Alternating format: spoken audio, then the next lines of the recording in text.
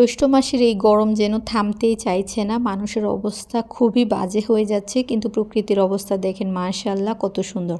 Hello everyone, আসসালামু আলাইকুম, কেমন আছেন? বিকালবেলা হচ্ছে আমি একটু কাজে বাহিরে যাই, আর তারপর ওই যে মেয়ে মানুষ বলে কথা, আমি হাঁড়ি পাতিলের দোকানে ঢুকে আমার কাছে এই সেলফটা তো খুবই ভালো লেগে যায়, কিনে নিয়ে আসি কিচেনের জন্য।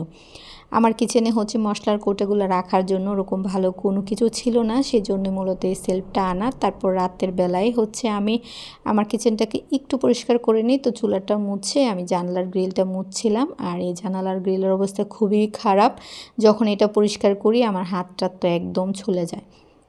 তারপর আমি সিঙ্কের পাশে সেলফটাকে সেট করছি, এখানে মনে হচ্ছে যে সুন্দর লাগবে, যদিও আমার কিচেনটা অনেক ছোট।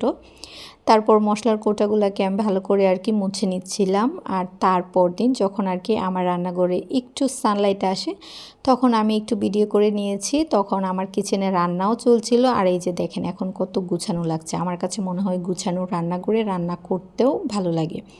সো আজকে এই পর্যন্ত, সবাই ভালো থাকবেন, সুস্থ থাকবেন। Thank you so much for watching this video. আল্লাহ হাফেজ।